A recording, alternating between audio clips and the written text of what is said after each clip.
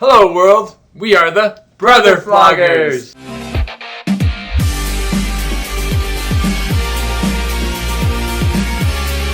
We'll help you know what to watch and who to watch it with so you can know if this movie is groovy for you. Mm-hmm. And we have a special treat for you today. We are doing a movie review of Knives Out. And we actually had Daniel Craig invited to come on the show today, but unfortunately he was too busy killing people and wasn't able to make it. Tough occupational hazard. Yeah, when you have a license to kill, and you're a detective, how does that work? Does he investigate his own kills? Knives Out. So this is a quick synopsis. There's a detective Blanc, however you say that, some sort of like French Blanc name, and he's investigating the death of a guy named Harlan, who's this rich, super rich writer with his family, and it's an apparent suicide, but he got called in as a private investigator to basically determine if it really is a suicide or not. Which is amazing. He's so rich, considering he doesn't have any movie rights on his books. I was really amazed by that. But he did start a publishing company. He did have a publishing company. But he didn't have any rights on his books. But he also had tons movies. of bestsellers, too. They said That's he was translated in like 100 and... Or wait. Yeah, he was a big author. It was like tons of... Yeah, international bestseller type thing. So, and he only had $60 million, which really isn't that That's rich. true. That's true. That's like but he paid for his house barely in in the cash. 1%. That's true. Good point. Yeah, his house was probably worth $10 million. Yeah, so some of the things that we liked, or do you want to start with the dislikes? Let's start with things we disliked. Let's start dislike. First, probably the most obvious thing when I was watching it was there's quite a bit of swearing. Yeah, it's pretty strong language. Yeah, they strongly swore. They didn't just say them lightly. Strong swearers. Well, it was Captain America swearing. A lot That's of it. true. So it is a pretty strong swear. Which he had to make up for being Captain America, where he almost never swore. Yeah, he was like too good, and now he had to make up for this in this film. Well, He say a lot of swearing. They used the F word twice, which is never awesome. I was actually surprised. Well, I guess I wasn't surprised it was PG-13, but it's definitely pushing that edge of that radar PG-13 based on language. Yeah, for the language, because I think if they get like one more F word, he probably passes that line. Other than the language, though, it was pretty clean. And I think the only thing that I would warn people on with this is, right now there's a huge problem with suicide rates and stuff like that going up on a more serious note.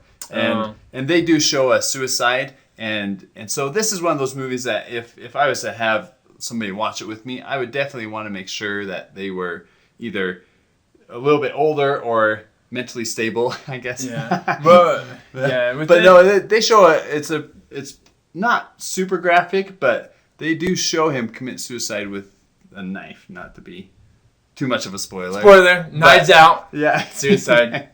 You get it. Classic. Definitely want my kids to be a little bit older. I mean, like probably 16, like 30, 17.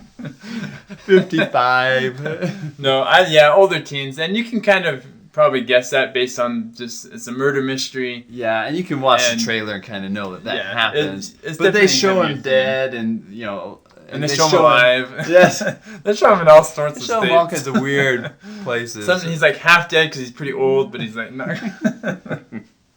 Expect some heavier elements because it's centered around murder, and they keep doing flashbacks back to it too. So you keep so you do see that periodically throughout. Periodically, yeah, and you see his dead body. Yeah, but that's like what you see at the beginning. It is the beginning and the middle and the end. You see him multiple dead.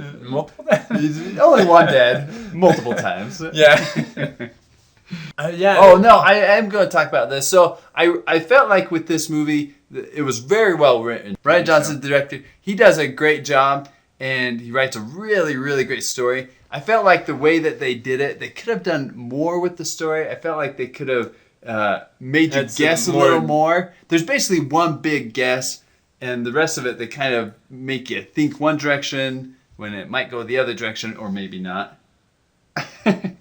But it's no spoilers here. Yeah, I a little bit of a spoiler. Something's going to happen in this movie you don't expect. Is it suicide? Yeah. With all the great cast members and the family members, I just felt like they could have done a little more twists and a little bit more turns, which they didn't. And I think he did that on purpose, but I think he could have twisted more. He could have been more twisted. Twisted that knife just a little bit more. A little deeper. No, you're so gruesome.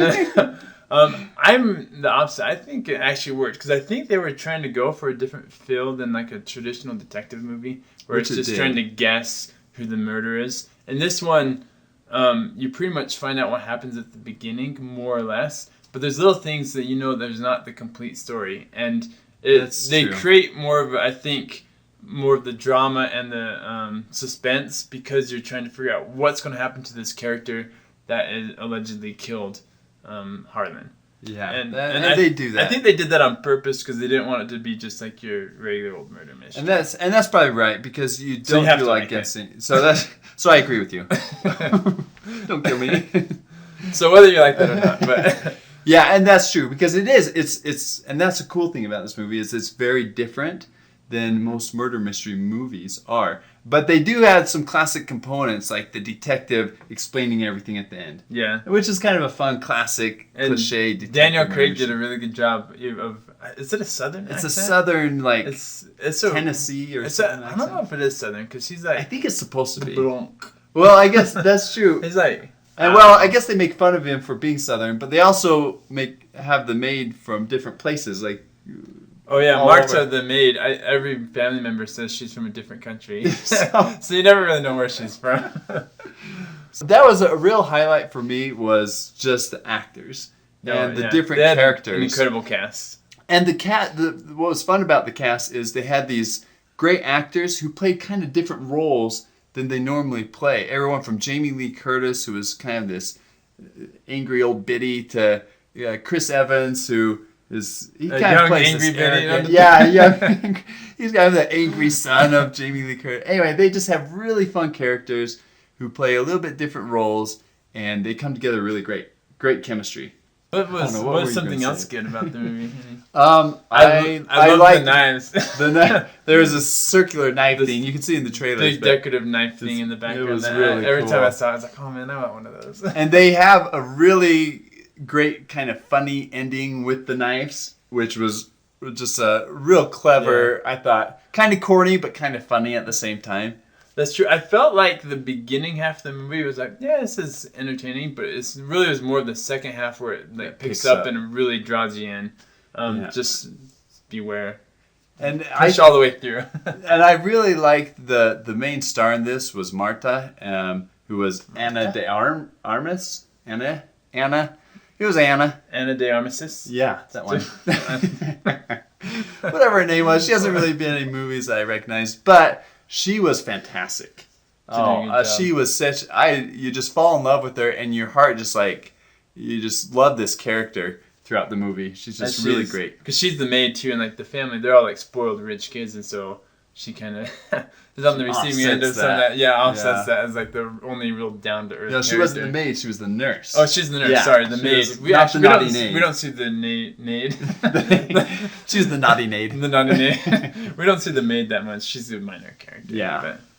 It's a really great story that draws you into it slowly over time and just pulls you into it. And I really feel by the end you're just really sucked into this story. And they did label it as a comedy, but there was comedic parts. I don't think I would have called it a comedy. Yeah, it definitely had quite a bit of comedic relief, parts. But it was like... I think one of the labels were comedy. I could see at least it being one of the things comedy. I looked up. Is a comic mystery. Yeah, it's definitely a mystery, but there was these comedy components. It's a mystery how this is a comedy. Yeah.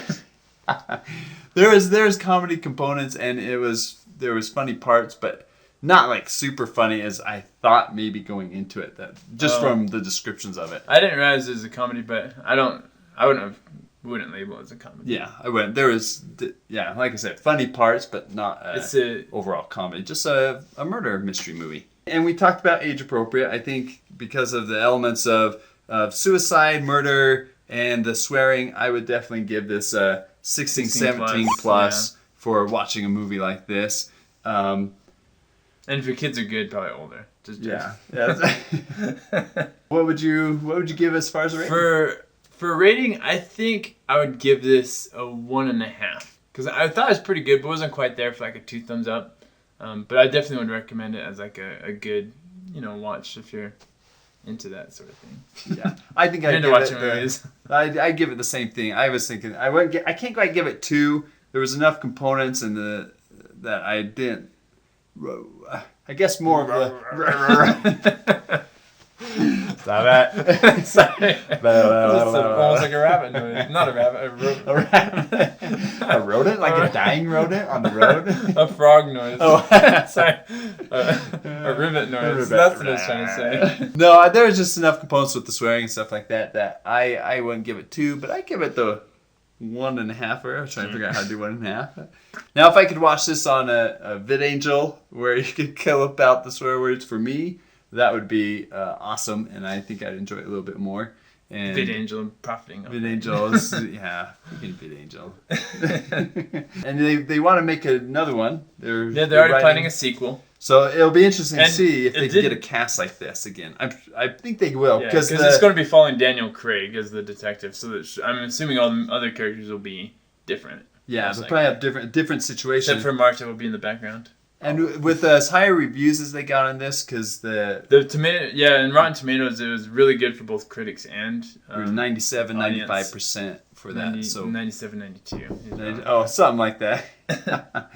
Awesome. Well, thanks for watching our review today. I hope you enjoyed it, and I hope you don't feel like you want to kill anyone, but you're more inclined to investigate the murder. Just delete that part. Just investigate the murder. Yeah, be sure to like and subscribe so you can get more awesome movie reviews, because we're going to be doing them every week until we're too old to do them, or we get fired. Or you get fired by YouTube. In the comments below, let us know if you think Daniel Craig is a better detective or killer as 007. Good.